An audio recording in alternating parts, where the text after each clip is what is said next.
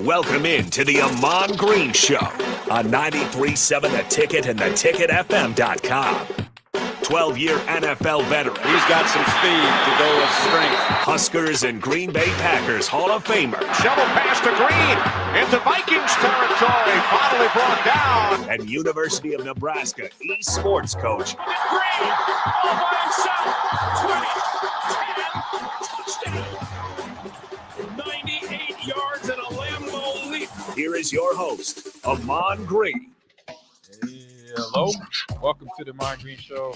I'm your host, along with my good friend Austin over there, running the show, running the board there, the edits and the sound and the audio and the flicking between captions. What's up, man? Not much. Glad to see you back. Yeah, How was Boise? Boise was good. It was a fun time to meet the directors and other esports coaches from around the country that do what I do. And we sharing, our experiences, sharing best practices of directing a program, coaching a program, coaching players, and long, loud vibrator phone right there, vibration. But no, just sharing those the stories, and it was fun. I met a lot of coaches I hadn't met. A lot of them I did know already. Like Chris Haskell, or Doc, we call him Doc, from Boise State, who's been national director, national coach of the year, probably like 2 or 3 times for the esports industry for the collegiate level. And so they have, which is cool because now, people know that there are the esports awards, and they hand out that to college coaches, directors, players of the year, content creators of the year. They have it every year in Vegas. At the this year was at the Resorts World, the new casino out there that just opened up a few years ago. And so I met him long before that, but he's been, doing his job for, this is his year. His program has been around almost, I think, 7-8 years. So it's probably one of the longest, not the longest. I think the longest program is maybe TESPA or UC Irvine out in California. Okay. They've probably been around 12 years, and they have a full curriculum of esports where you got a minor, a major, and I think University of New Haven on the East Coast is about to scratch ground into a doctorate of esports. Whoa. Covering literally everything from what I do, coaching, directing, developing players, developing coaches, to the business side of esports, to the physical side, esports athletes, working out, esports athletes, mental health, being a content creator, how you build that out. And so, that's where some universities are. And so we're there. We already got a minor going, and you could get it into JCO where I'm at. That's what I'm teaching. I'll be teaching in the fall. Did it this past spring, went well, had 13 students signed up. So from that's where we started. We was able to get into our first summer camp this week. And it was a great experience, man. To see these kids' faces. Day one was Monday, and kids from Colorado, parts of Nebraska, David City. I remember that was some of the school, some of the kids, some from up the Millard area, Omaha schools, some seniors, some freshmen, some 8th graders, and they're getting there. What they like to do, I say, kind of like they're saying is, we're going to get your hands dirty here at the JCO. So I know Alex Fernando, our assistant director of recruitment, he basically said, hey, when you come to the JCO school and you have a major in the school, or if you have take a class in the school, we're going to give you a camera and then throw you back out. Basically get hands-on experience, learn how to take pictures, learn how to interview people, learn how to edit pictures and videos from whatever you took outside, and get that experience, because that experience is going to cross over so many different industries. This is one that we're in. What we're content creators. Then behind the scenes with things that you do, from editing to marking here, and what DP does with sponsorship, all that is a part of what we basically did this week with those kids. We basically had a project, which was my classes, which is going to be my class assignment every year, is planning out an esports event. And there's different mediums. There's a college level event, there's a pro level event, and then there's a high school level event. And they did a high school level event. They picked out Smash Brothers, real easy game. And it was, start from the start. It was pick a date, pick a location, what type of sponsors you're going to go after, what type of fans you want to, drive to the event? Are you going for the casual fan that just wants to have a good time and see something they never seen before? Or are you going to get the hardcore Smash Brother fans that dress up in the costumes or the cosplay as the characters in the game? And what sponsors, I said sponsors, but what prize pool you're going to ask for from the sponsors? Are you have them donate money or donate product? And we used everything that was kind of in Nebraska because we're sponsored by Pepsi and the Jake School. We got a room dedicated to us from Pepsi, their sponsor. So we did it in that room. So they used them as a sponsor. So they was learning the ins and out of the business side of it from the sponsorship side, but then also from the organizational side. Like we got to have somebody who's writing all of your notes down. I'm guiding you. Who's writing? And then there's somebody starting. One kid had his notebook. All the kids had notebooks, but they're not using them. Forrest, so he used his notebook and started writing notes down. His chicken stracks. I said, "Hey, you got a computer? Or we got computers downstairs. You gotta, because everybody got to read your writing, Right? And then we're gonna have to take that information and put it on a Google Doc for it to run a show and the schedule of the event." So it was like they're like, "Oh, so they're learning all this." These are high school kids, so it was just good to see them process everything. And really, it was only I only had 2 kids that was like really shy, which is normal. I'm used to that. I've done a lot of summer camps between running the camp or being a camp counselor. That's kind of like I was again. So I understand you just gotta don't give them an opportunity to not be in what's the word in the group. Yeah. So I'm saying everybody got to do it no Mhm. matter what. Mhm. Like you cannot just sit in the back and not say nothing, not commentate, not get behind the control board, kind of similar where you're at. Austin, they had to do that, but from a production TV standpoint, not a radio standpoint, but it's all the same. So you got to do it. We're going to rotate every 5 to 10 minutes. We're rotating a new area. So you can at least get 5-10 minutes of working the board or being a commentator on the mic or being the person who relays messages between audio and the casters, stuff like that. So they can relay messages, say, hey, you need to turn the volume up, or I need to see a picture, this video of this matchup here so I could make a comment on it, something like that. So they got a chance to really learn that, and they enjoyed it. They were creative. They were really into it. Once they got to day 2 was all the cameras, getting introduced to the equipment, the cameras.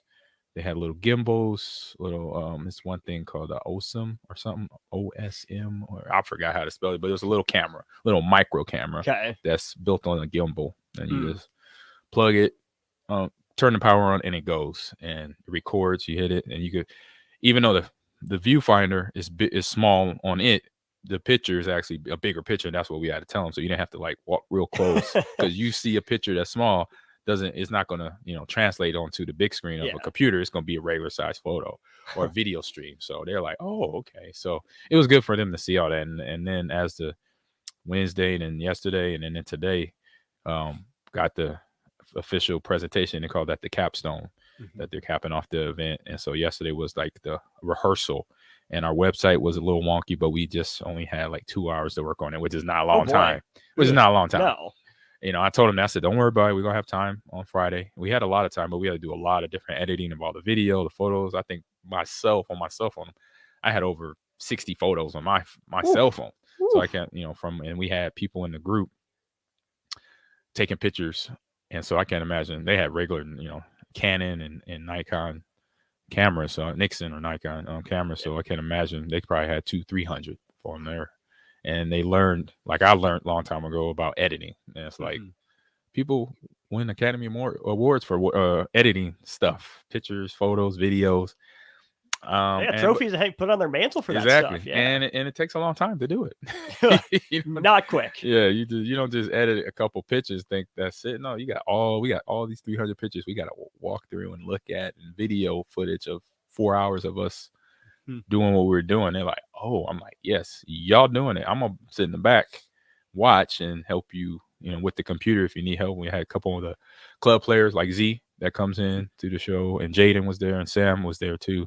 So they helped out the last 3 days. So it's been, and Z helped out all week long. She was fantastic. And so, yeah, so great week. Great first East, what was it called? Big Red Camps, Discovery Esports. Great turnout.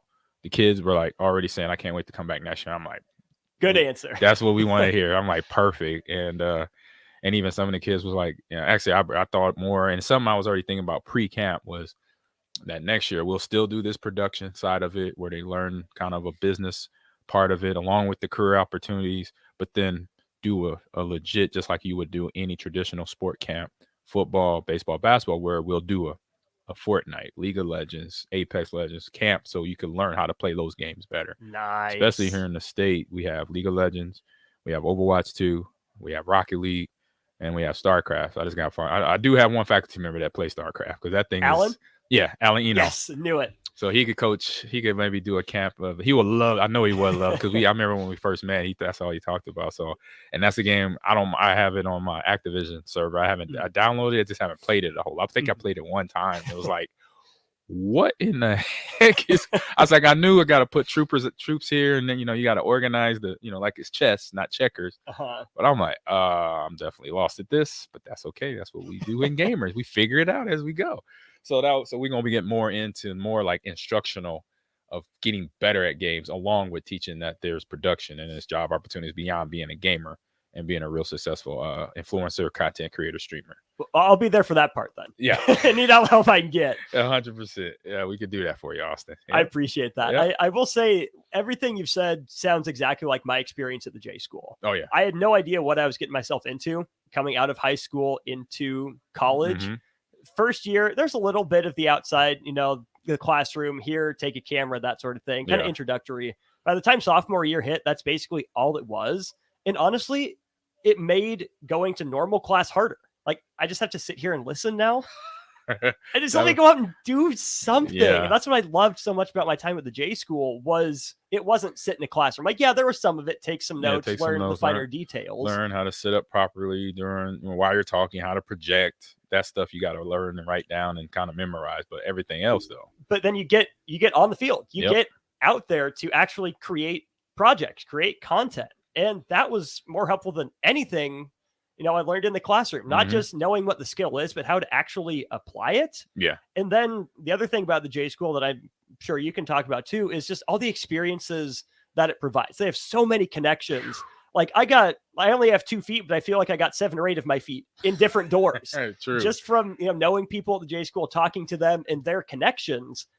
That's been invaluable for me. Yeah, it is. I mean, because like Alan Eno, for example, he is a guy, jack of all trades. He's doing what he's doing with production. So he brought over a unit that I've been hearing about since I got here, and he mentioned it to me, was a fly pack.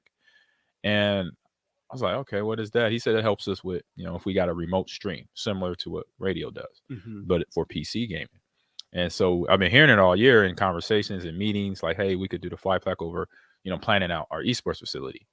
And so finally saw it this week. He found it. It was because one of our faculty members was gone on vacation, so it was in his office. So we got a key, got in, got the fly pack, and brought it over. And I was like, after the end of the day, we left it up and we hooked it up on, I think it was Tuesday's learning day, and then we left it up from Tuesday to Wednesday. I think we didn't take it out until Thursday. And I was like, oh, we good? Like in terms of, because we were planning out the esports facility that's going to be in the student union, and was so worried about the big production items we got to buy, which puts our budget well into the millions. Well, we don't have to worry about that now because of this fly pack. Like once I learned what it was, and I trusted what Alan, because Alan been working with it, so I knew that whatever it is something that's going to make it where we don't have to spend all that money right away on building out. We just got to do the construction to add the extra door, and then buy all the gaming PCs and the console areas and the furniture for the players to play. So that's our goal. So knowing that we got that fly pack, I'm like, we could take our time with the big production stuff, because that fly pack it's basically a small studio. Wow. And I'm like, oh my God. I mean, it has everything you see in the normal size, from even in here, control board is just downsized. Then you have monitors of like 5 different cameras. You had cameras that was set on 2 players that were playing, and we had 4 players playing at a time on 2 different TVs. So we had camera on both of them areas, and then on the caster. So we had 3 cameras. So it controlled all that. And then it plugged into the, once you get plugged into the internet, then you have Cat 5, which is really fast internet to drive through that signal to Twitch or YouTube. So we were actually going to stream it, which we could have. You wouldn't have known the difference as a viewer, that it was from this little box that was about this high, probably, about, almost 5 feet tall and 4 feet wide on wheels. you know, and it had microphones, had HDMI cables, it had Ethernet, it had everything you need to put on a production if you are not at a place that has everything already built in. Mm-hmm. So I was like, I told Alan after he set up and we broke it down yesterday, I was like, oh yeah, we good. I said, because that puts our budget at a place that we could still get it done here in a couple months for the kids and for the club team members in terms of what we need right now to get gaming and not worry about we could do the big stuff later on. And then, you know, so when we start flying, sending out our ask to sponsors, this is our goal. We want around 250 to 300,000. That 300,000 will basically give us more than what we need, just so we got to buy anything extra. But 300,000 right on the nose. 250 will get us everything, but 300,000 just give us some insurance, a little cushion, just in case we want to buy some extra LED lights because the kids love those. But stuff that we need, you know, needs and wants, as you know. You had, I know you probably parents had that conversation with you, Austin.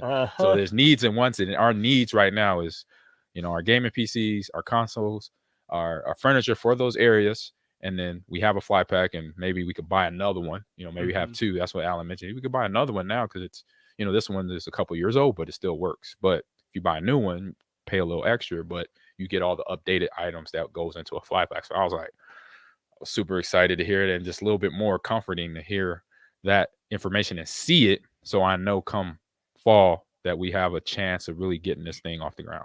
It's funny how much the needs and wants can conflate sometimes in kids' minds.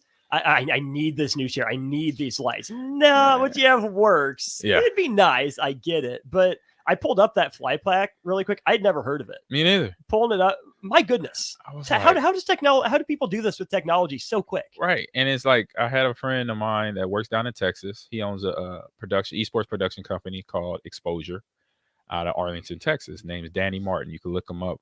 Very intelligent, very I would say another jack of all trades guy. And his company does what we do, but just from he support himself from the ground up. It's not with a university like I am directing the esports program in Nebraska. He started a program, what I'm doing, on his own, and he does it out of a studio. He bought the land, he bought the equipment, and he hired a crew, and now that crew is teachers, directors, and you know, people like yourself, Austin, that have a production area, and they bring kids in, and they help with the Texas Dallas School District of schools.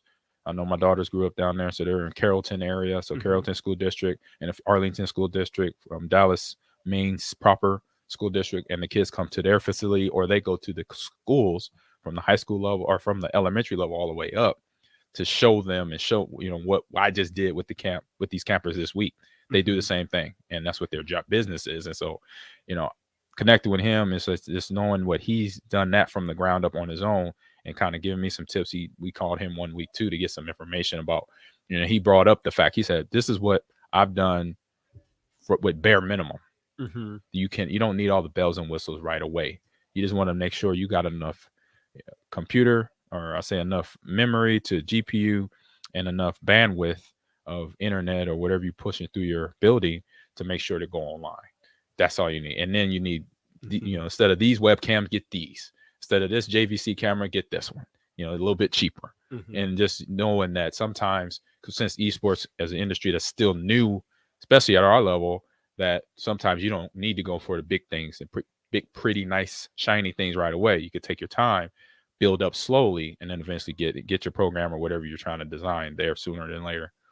I think that's a good lesson for anyone interested in getting into that side of things. I mean, go back and watch any streamer when they first started. They didn't have their current setups. No. Early Ninja, early Tim the Tap Man, early Courage, anyone, they didn't have their setup when they started. No. They started so basic. It looks kind of janky in the background, like they're just in their room. It was always dirty laundry. The cliche one was either laundry or unmade bed. Yes. Very few would make their beds. I'm like, you had time. It doesn't take long to make a bed. Make your bed. Even just pull like the comforter over top. Just do a wipe over, or maybe take the clothes off stuff on the bed. Yeah, and then pull the cover over. That's all you have to do. But we were talking before the show about all the different aspects of esports, because I think a lot of people, they think of streamers, the ones actually playing the games, but that's just like, being what you were as a pro athlete. Like, it's hard to reach that level. Correct. Where people watch you play a game, you get to do that for your job. How important was it to bring the kids into the camps and say, hey, even if you enjoy gaming, but you're not that level, there's still plenty for you to do in the world of esports? I mean, that's priority. That was the whole priority day one, from teaching them the history, showing them, telling them, like, look, esports started back in the 60s, actually. And this was what the technology was then. They were playing a game called Space Wars on a monitor that was an old TV that looked like an old tube TV from the 80s, but it was even older than that. And then it progressed to schools on the West Coast at Stanford and Cal Berkeley and UC Cal Irvine, having these tournaments of then Pac-Man, Centipede, stuff like that, and carry on. And I think one of the first prizes at one of these events, I believe it was the Space War event, was a year supply to Rolling Stone magazine. That was the first prize. In the when you study in history, it's you can look it up. It's out there on the internet. And so telling them that, but then also walking into say, hey, and I brought up, I said, hey, y'all, how many of you? I know everybody knows Ninja. I know everybody knows Shroud. And then I say, let me know who's your favorite streamer on Twitch or YouTube that you watch. And they did. And they said it was one name that came up today was Mark Pryler on YouTube. He does a lot of reaction videos to things. And I was telling him, I said, yeah, that's okay. That is one thing as a job that's there. You got to be very successful. You could be a very successful influencer / streamer, because a content creator doesn't mean streaming video games. No. That means whatever Mark does, reaction videos to scary movies or to products or food or whatever he's reacting to. That's maybe the funniest creation of the digital era is the react video influencer. Someone watch something, but that's incredible that they're that good at connecting to people and having genuine reactions that they get people to watch it so much. Exactly. So that's one scenario. That's one job. Then it's the other one, like my job being a coach, and then somebody like Ninja, who once was a pro Halo. He was a Halo pro years ago before he became this Fortnite pro, and then found and stumbled on. I still don't know how him and Drake got playing, but it happened. And then was him, Drake, Travis Future, Scott? I think Future too. Travis Scott maybe Future, but Travis Scott for sure. Juju Smith-Schuster. So there's another job. So that's 3 jobs right there. Content creator in terms of gaming, but it could be something else. You got a pro player and then a coach. Yep. So that's 3 right there. And then I'll list off graphic designer. You have event production. Producer or programmer or manager. You have game developer. You have social media director, community outreach director. You have now, pro teams are getting, are around and trying to sustain. They got nutritionists. They have strength coaches. They have mental health coaches.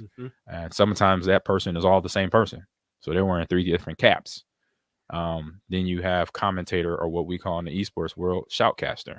We have that. Then we have the people behind the scenes who, you got observers who watch the production screen to make sure everything is working. And if somebody's not hearing the volume right, hey, you got to turn up so-and-so's mic, or you got to adjust that camera 2 got to get adjusted. You have somebody that does that. Then you have the floor director who lets everybody know what's going on, saying, hey, we got, this scene right here coming up. We got to make sure we got to have it in the preview to put it on the next stinger that's got to run through. So that's somebody on the headset, basically like the quarterback of the room, quarterbacking everybody that's doing the audio, that's running the big cameras. If we're in a real traditional studio, like a kind of a TV producer kind of job. Yep. And those are crossing lines. They're the same thing. For esports production, I've been at them where they got the big cameras that are on a dolly, on a wheel, that you got to push. You're not putting them on your back. And I've seen them where they're walking around with the camera on their shoulder, just like what I used to see when I was an NFL player on the sidelines or playing it here in Lincoln. It's all of that. And so it crossover industries that where you thinking, as a kid or even a parent coming here, and that's what they learned. That's what the parents saw today. That's what the capstone was for, where the parents came to see what their kids did as a team with the other 6 or 7 kids they were in this camp with. And they were happy. They had smiles on their faces, and a couple of parents came up to me, shook my hand, was like, wow, I'm happy that you're doing this. I'm happy the school is doing this for the kids. And I got kids that want to come back already. So it's just showing them, that was, and I probably named off another 10 jobs right there, that is out there and exists. And if you just get this experience that you can won't forget, this whole week, they're not going to forget that experience. They were editing in Adobe Premiere. And that's what the pros use. They're editing there was a Photoshop, editing the photos for the website that they built out on Wix, and all in 2 hours on one day and another 3-hour day, yesterday. So it's just all them hands-on skills that they can then use later and get on with a company. Even if that company is not in the gaming industry, they could still go to some, Geico Insurance and work in social media and go to Pepsi and be one of their program directors or event planners for them. Because every major company that's a Fortune 500 company, they have an event planner or an event production person. They have a social media person. They have those people in line because they're going to do events because they have investors or they have customers that they want to say, hey, you're a great customer. Now this is your reward. We're going to do this event, X location discount here, but you got to have somebody to plan on that because the CEO ain't planning that. It doesn't just happen. No, yeah, the vice president is not planning that. So it's got to be somebody. You have a department within your insurance company, within your shoe company, your drink company, your beverage company, your food, whatever, to plan these things out for your consumer, basically. So I'm gonna take a leap here. Tell me if I'm wrong. I assume most of the kids came into the camp drawn to the on-camera gaming part of it. 100%. We asked them that question on the night before. So so Monday it started officially, but Sunday they flew in or drove in or whatever, and we asked them that question. We asked them what games they played, and they said, "What do you want?" A lot of them said, "I want to learn how to play video games better," or I want to, So I said, "We're going to do that, but." And the but was what we just been talking about for the past half hour about job careers in the industry, history of esports and the current state of it and how it's still growing and making sure and finding ways to sustain in some areas as well. Were there any aspects of the camp then that you saw them drawn more to once it wasn't just, hey, we're going to practice video games? Yeah, it was the production side of it. It was that once they got the cameras in their hand, they got sitting down in front of the fly pack and seeing the screens and seeing the control board, turning up the volume or switching cameras from camera 1 to camera 5, that stuff. When the gaming was, some of them hadn't, and it was surprising that some of them hadn't played Smash. And I was like, That's crazy. Right. I'm thinking every kid plays Smash. Yeah, every kid should. But you can, but the thing is, something I teach in my class, you can't assume. You have, doing digital fluency. That's one of the pillars, and you can't assume everybody's playing on a console or a PC. And so that was just that was definitely surprising, but they did today or this week. They played Smash Brothers and they love it, and to know that just shows you on top of what we're already learning. Now we're introducing kids to stuff they, never done before. So I thought that part was awesome. If I were a PC gamer, I would credit my PC gaming skills for my radio production. Being able to use both hands and go different ways. But I'm a console one, so the thumbs just kind of do their own thing. So can't give it too much credit, but it does feel like a video game sometimes back behind the board where stuff's going haywire. You got to find a way to pot this up, pot this down, click this, move that around with everything else going on. So I'm still going to thank video games for it, at least a little bit, maybe the TV production more so. Right. Because like I said, it's just so many things you pick up and it's going to be able to be used in so many different ways to get a job anywhere pretty much. And so that's the awesome part about this camp, that the good thing is we're going to be doing this for years to come. So I'm excited about that. From when you started at Lakeland, then coming, here to Lincoln, you mentioned the parents got to watch the capstone. What has been the parents' reaction to seeing their kids pursuing esports, at the next level in college? I feel like in some corners, there's still that stigma of, oh, you're just, sitting around playing video games. What are you going to do with your life? And clearly, I know, trying to tell that that's not it. But I think there's still some skepticism out there. What has been the parents' reaction to seeing their kids get their hands on video games in a meaningful, tangible way? I say once the skepticism goes away, once they see it in person, like today. So the parents seeing it today at the capstone and seeing how excited their son or daughter was, talking about how they learned one of the things they were excited about beyond the production stuff, they learned how to play Smash Brothers because they never played it before. That and seeing their faces light up and the parents basically, okaying the fact that, oh yeah, my son or daughter is going to be back here next year. Or, before they graduate high school, they're going to be back here a few more times because this was a fun experience. And then, on the flip side, that'll be something where now they didn't have a path of coming to college, for something. Now they might have an idea of what they may want to do, coming, if it's here or any other college they decide to go to. That's awesome. 402-464-5685. If you have any thoughts for the University of Nebraska esports coach, Ahman Green, known for plenty other things. Well, you walked into an empty building. The rest of the crew was up at the College World Series in Omaha. I think I'm the lucky one. I get to stay, closer to home, hang out with you. But they got drinks, they got a buffet, all that. But it was hot out, so joke's on them. Hey, right now, I've been saying this since I got here. Hey, I've been in Wisconsin for 23 years, so I want to revel in the heat right now. So I wish I was up there, but I know I'll be here next year, so we could hang up there tight at the Hilton on 12th and Cass or something. I know exactly where that is, right down the street from Omaha Central. Shout out, Go Eagles!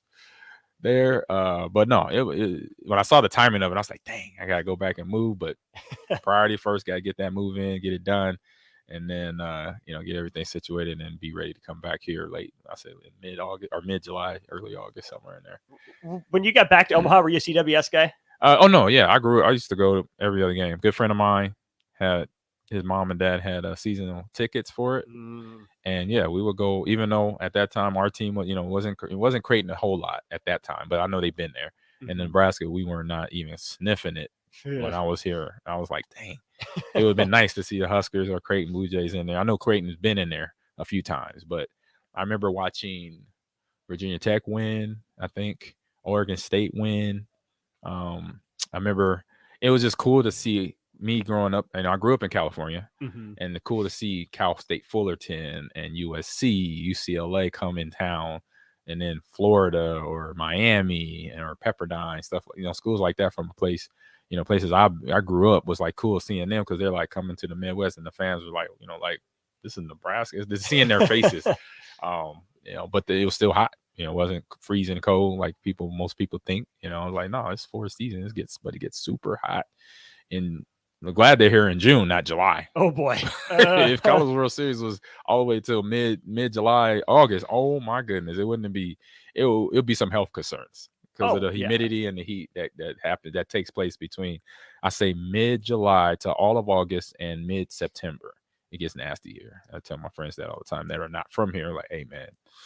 Nebraska in the summer, mid to late summer, it is rough. Is that an advantage for Nebraska athletes, like especially in football when you're out practicing in that, before the season starts? Oh yeah, 100%. I mean, just like Florida kids, like California kids or Texas kids, they grew up in it, so 90 degrees is nothing to them. 90 degrees and 95% humidity, that ain't nothing, and we get that. Cleats melting into the turf. Yeah, your feet feel like they're burning through the shoe plastic or rubber.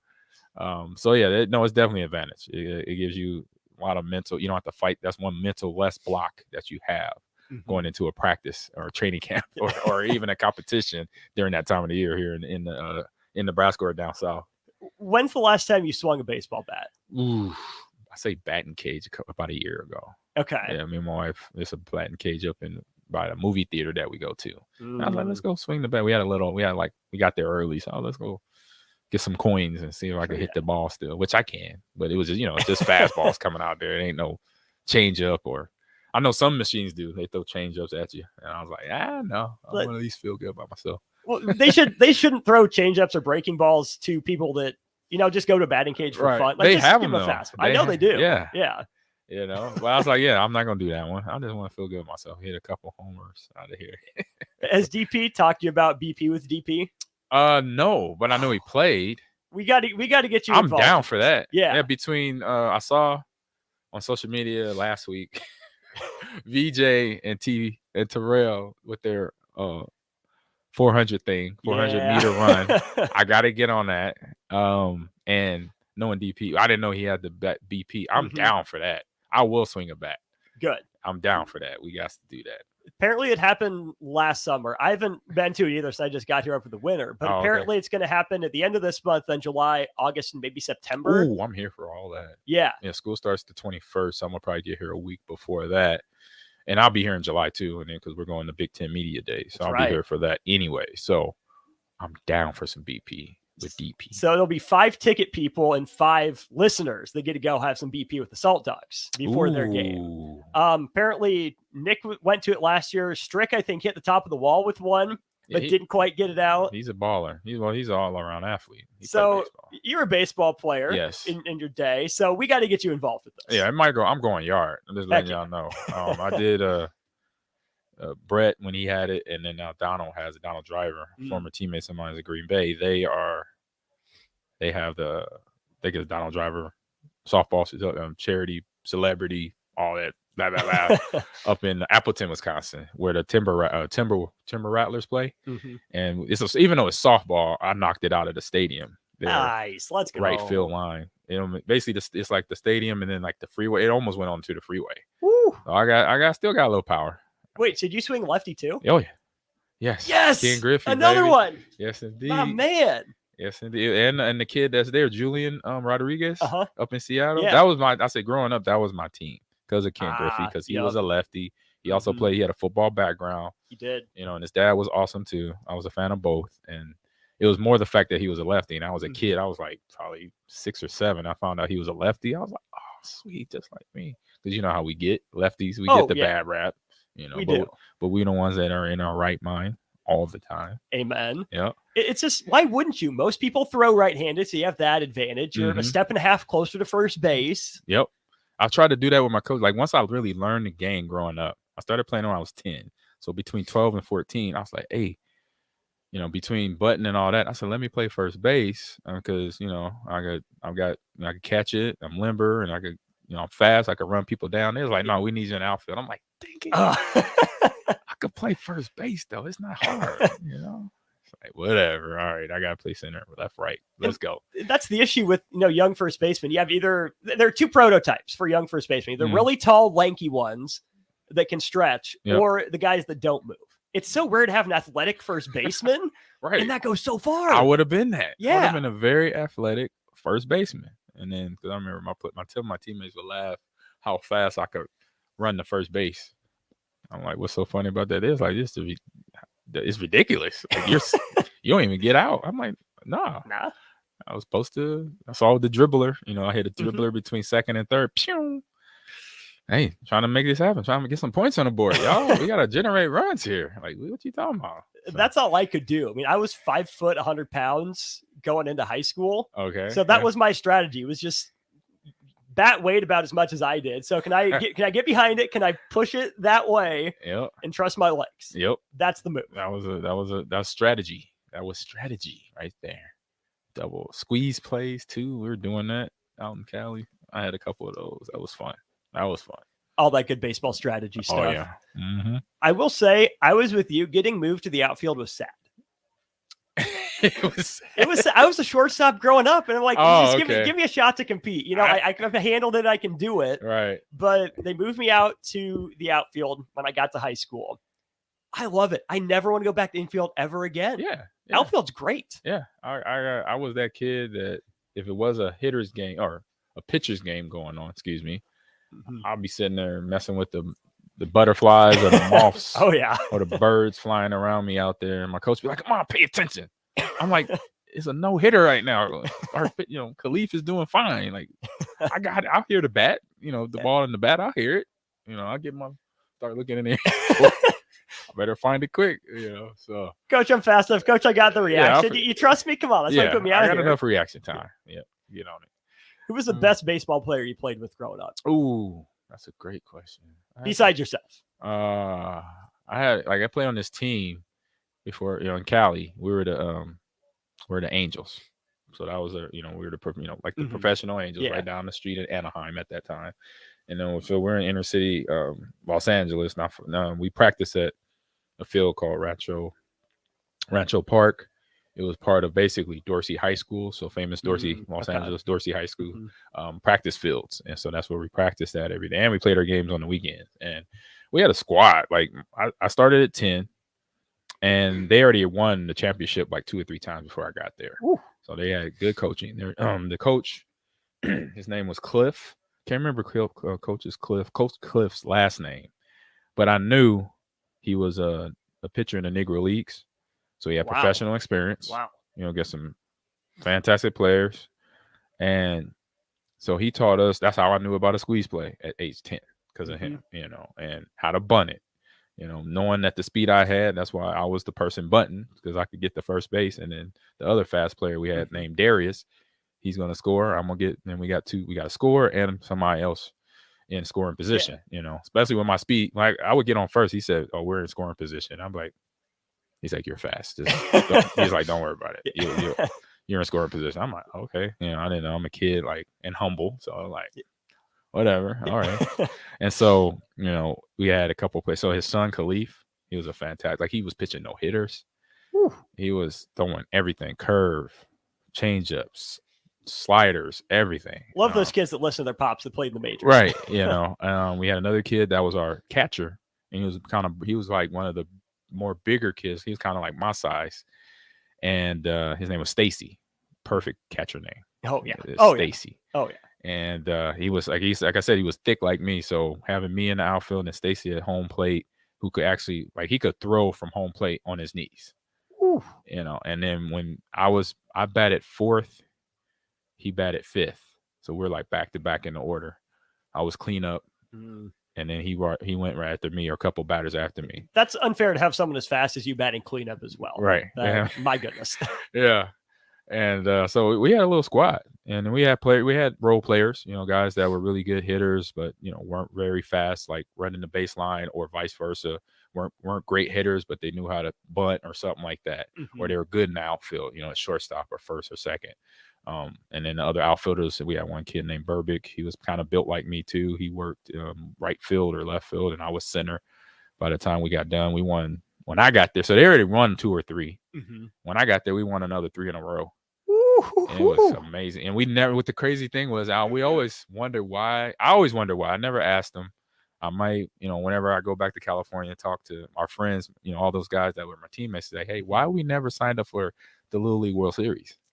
But as you'll know, it's sectioned off. You got to go to certain qualifiers. But still, it's like these group of kids that we had, I'm watching the TV like, why are we not in wherever they at? Like, where they at? Williamsport. Yeah, Williamsport. As a kid, I'm like, where they at, Dad? Oh, they Williamsport. I was like, where's that? Indiana? Like, I don't know. But I'm like, why are we not there? So it's just, I'm like, man, we probably, I don't know if we would have won, but just going there, we would have definitely been competitive. We would have been competitive going out to Williamsport. I always saw them guys out there. I'm like, we could do that. We could kick their butt. Oh, we yeah. had some fun. Oh, yeah. Yeah. Hey, I want to go to Williamsport anyway. Like, that sounds like that looks like a fun place. Shoot. That's one of those things that I appreciate for those kids that have that opportunity. But yeah, like, I still don't understand the process of getting signed up and playing in the qualifier tournaments and how that all works. Yeah, I mean, from what I know about like AAU stuff, I know you gotta have your regional team or your team, and it has to play in your region, kind of like the College World Series. You play in your regional, beat the players and the teams in the regional, and then you move up to the super regional, all that stuff. So I think it's like that, just like what the College World Series does. But obviously, you got to get in contact, go online now. I mean, back then we didn't have online, so in the 80s, yeah, so that was happening. But now you could go online, probably search it up, and it's probably not as hard as as I probably, as a kid, I didn't know. But even as a coach too, probably didn't know it wasn't that hard to sign up a team and going through the different parts. And us being in California, that would have been probably a pretty long road of playing teams, because I'm pretty sure we weren't the only really good team in Los Angeles, or in California. Would surprise me if you were the only good team. Yeah, I'll be like inner city, even though we were good for the inner city, but we got to play, schools from out west or out east. I mean, up in San Francisco area, Barstow, all the little towns in between Los Angeles and Las Vegas. It's like, true. There's all these little teams that you just come out of nowhere and they're throwing heat. Everybody hits home runs, kind of like us. So it's like, it would have been interesting to see what California would have been like going through like a regional, getting out of there to kind of get to the Williamsport. It would have been interesting to see that. A Little League World Series before a Little League World Series. Exactly. It would have been fun. A competitor like you, I mean, how does that not bring out the best? Oh, yeah. I think that's one thing that didn't, as a kid, I know as a kid, that was one thing that never rattled me, was the game, like the championship game. I played in a lot of championship games growing up, and I never got lost in the moment. Like I just looked at it as we got to win this game, and I got to do what I've been doing all year to help my team win.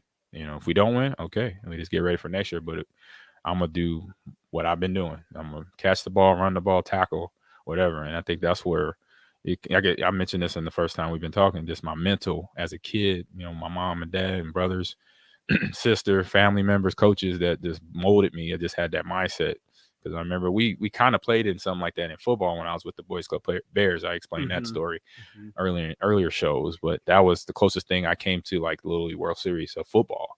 Went down to Daytona Beach. We beat a team from New Jersey. Then we beat a team from Missouri, and then we played a team from New Jersey and beat them. In a close game. So it was just something. My mindset was just kind of on that level of this is what we got to do to win, and we got to prepare like this day in and day out. And I say at the same time, have fun and be a kid, experience it, be in the moment. Jay and DP were talking about this a little bit earlier this week. Was there any difference in the feelings of your team? Maybe not for you, but your teams. Could you tell in everyone else's face and their behavior from like Pacific week to Colorado week?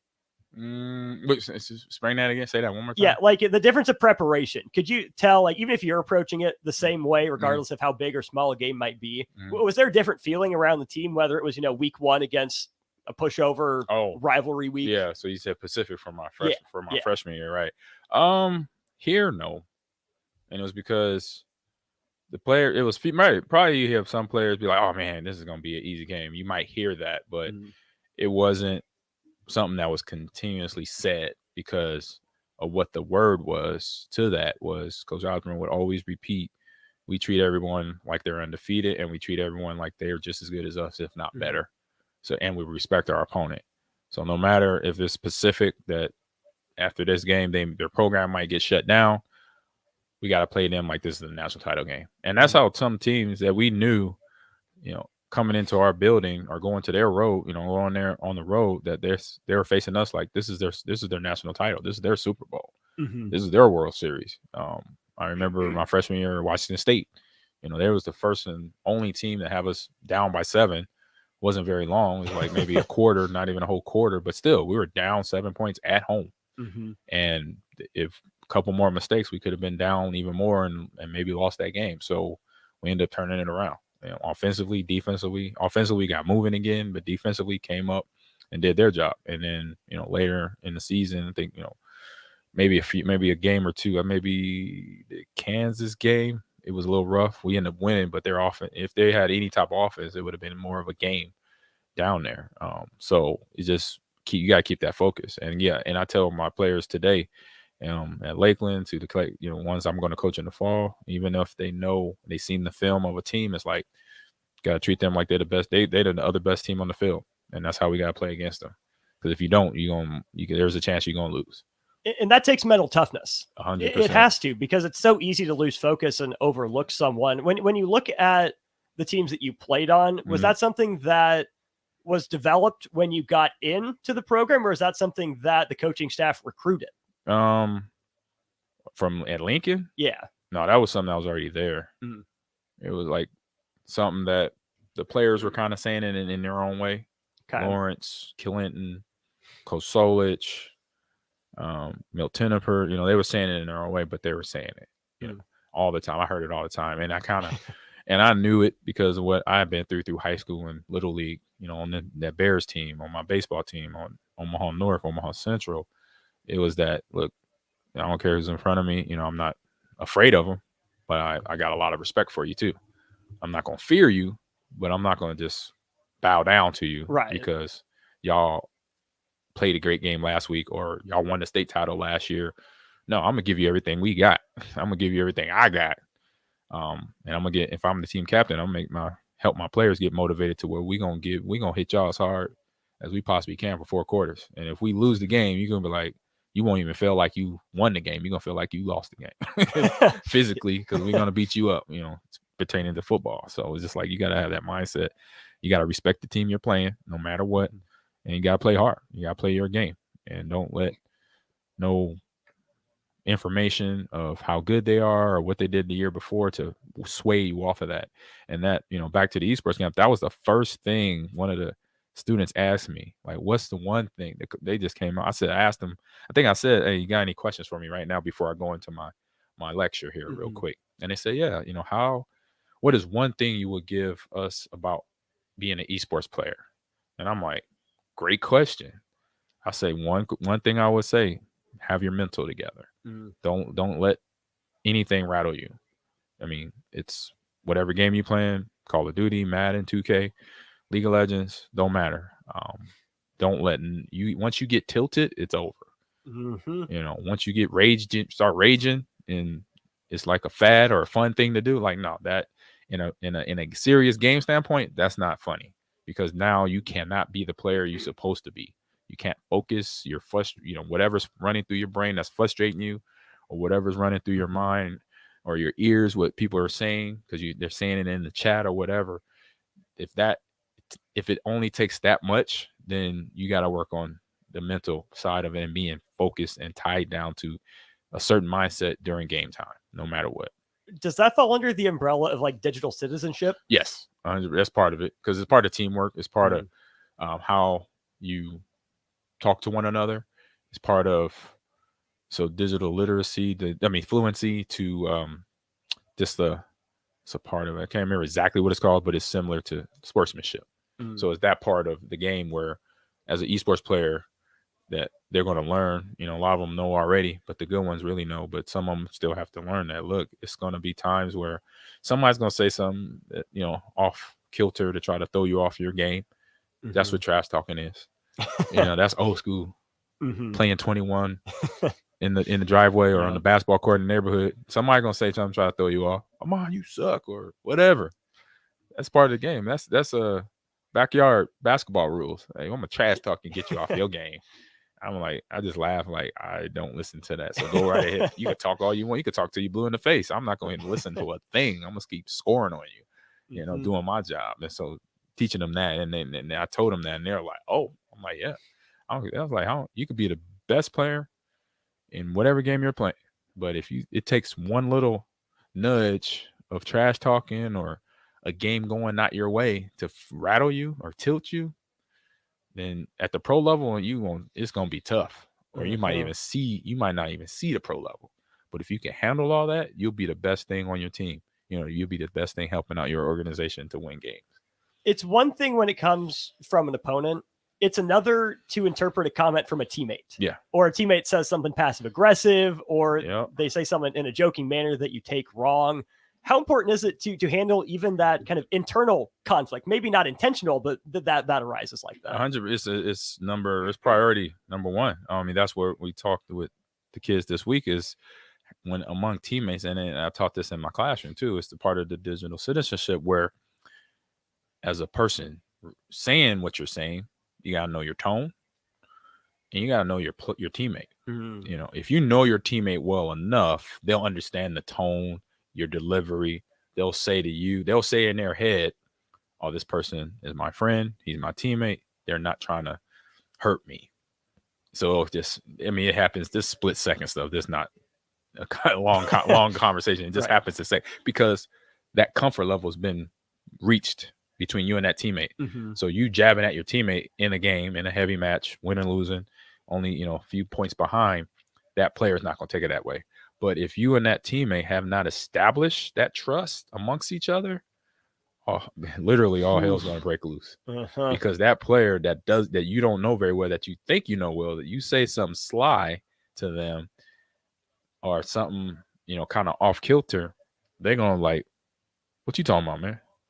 They're going to take it the wrong way. Their defense mechanism pops up, trap doors coming down and poison darts flying out everywhere. Right. And now you got to fight that you didn't realize you just started. And now you're playing two games now. You're playing the game that you're playing against this other team. Now you're playing a game where you're trying to figure out what's the next thing I could say to my teammate where they don't stay pissed off at me right now. Where I could then get back in on good graces to say, no, I'll just give you some information about so-and-so. That's it. Sorry that I said that. I didn't mean it that way. I meant it like this. So, because that's been in conversations just like that with my players that I've coached, it still happens. Even though you coach it, it's still going through the experience of it of it actually happening. And that's when the kid gets it. Like, okay, now I get it, coach. I heard what you meant now, because this just happened between me and so when we were playing Overwatch, and I mentioned something and they heard something else, or they didn't like my tone, and now they're not talking to me, but now I know why. I got to fix my delivery. I got to fix my tone. I get it now. So that's when, they understand. Once they give me that conversation, that dialogue, then they're on their way to becoming a good player. The difference between what's said and what's meant. Exactly. There's a huge gap sometimes. Yeah, it's a big gap. And, I remember I had one scenario at Lakeland with a couple of my Overwatch players, and one kid who had been, I recruited him and a lot of kids from his high school, and some of them kids were on his team that he played with in high school. So those are the kids he knew he could say whatever he needed to get them motivated, or mess with them, or banter back and forth, or if they're in a good conversation or not, but none of them took offense, and they could just conversate through the game, no problem. But it was a few players that they hadn't, they just met. They were freshmen with them. One was from Texas, and they didn't know that conversation, how that felt. To hear it, though, for the first time without no setup of friendship, setup of communication, dialogue, like, this is how you're going to talk to me in game, this is how I'm going to talk to you in game. None of that was set up yet. And then there was a little explosion in the game. And I thought I saw some, I thought I heard some, but nobody came to me later and say, Coach, yeah, we need to have a conversation. Nothing that happened. So I kind of didn't ignore it, but I kept a note on it. And then 2 weeks later, then it blew up again. Oh boy. And I was like, all right, now I got it. I said, I wasn't sure the first time, but this is, as a coach, you learn on the run. I was like, I wasn't sure. I didn't want to address it. Wasn't sure. That's the only reason I didn't address it, because I wasn't 100% sure. But then once the second blow up happened, I said, nah, I'm right. Now, unfortunately, 2 weeks went by, 3 weeks went by. It's unfortunate, but now I could get to the bottom of this. And now, okay, you come here. What happened? Okay. Got to watch your tone. You got to watch your pace, how you're delivering the message, your sarcasm. That person don't get it because you didn't know them 2 years ago. You didn't know them since the third grade. Right. So now you got to reestablish that. And it was like, oh, got you. So it was a lot of conversation, a lot of dialogue before that got fixed. But it was a learning experience for all of us, because that's what happened. And having players, teams, you're in the heat of the moment of the game, just like any other thing, like football, baseball, basketball. You're in the heat of the game, a moment of the game, and you're just talking. You're saying what comes to the mind, not realizing it might offend somebody in return. So you just got to be conscious of that and teaching them that. And that was a good time for that. Because it does take two to have a misunderstanding. Oh yeah, it takes the wrong delivery and the wrong reception. Yeah, it can't just be a one-way conversation. No. That's the point. It goes both ways. Yeah, it is, and it's just teaching those athletes that this is how you handle that when it does come up. This is what you do. This is how you react. This is the scenarios of you reacting this way. This is a scenario of you reacting that way, and then this way. So these are all can happen, but this is how you can tackle it and suffocate it from growing and making it worse. It's all about more communication. You don't stop, because if you stop communication, that's when it festers. If somebody feels offended, they might be somebody kind of like I was as a kid. I didn't want to rock the boat, so I didn't say nothing. Sometimes that can be a good thing, but then if it's something that eats at you inside because you don't want to rock the boat, start keeping score about it. Exactly. You'd be like, every time they say this, another time. Now I'm not going to say this to them, or I'm not going to help them with that. And this is a teammate, then that builds. And then, or you have a teammate just popping off at the mouth, saying stuff, whatever they feel like they say, they're going to continue to do it if nobody corrects them. Right. That's like, y'all got to say something. If so-and-so is saying something to offend you, you have to step up and say, hey, I don't talk to you like that. Please don't talk to me like that. This is how I want to have a conversation when we're in game, when we're playing the game. We can't be talking. My mom and dad, my brother and sister don't talk to me like that. Don't you talk to me like something like that. Yeah.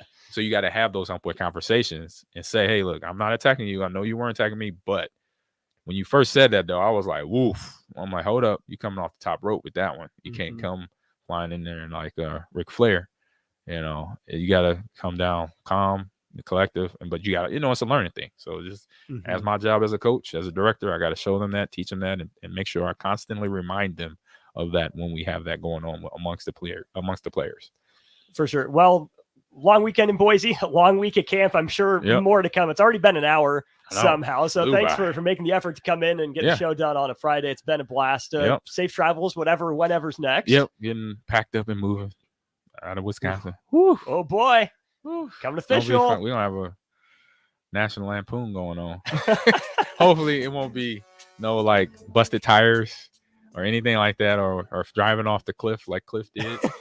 I used to watch that. I still watch that movie when it comes on TV. It is so hilarious. Between them in America going to Wally World and then over in Europe too. It was like Cliff, like, come on. What are you doing? You know, Griswold, what are you doing, Griswold? I'm not gonna be Griswold. I just know that much. So that's awesome. He's Ahman Green. I'm Austin Norman. This is the Ahman Green Show on 93.7 The Ticket. We will talk to you next time.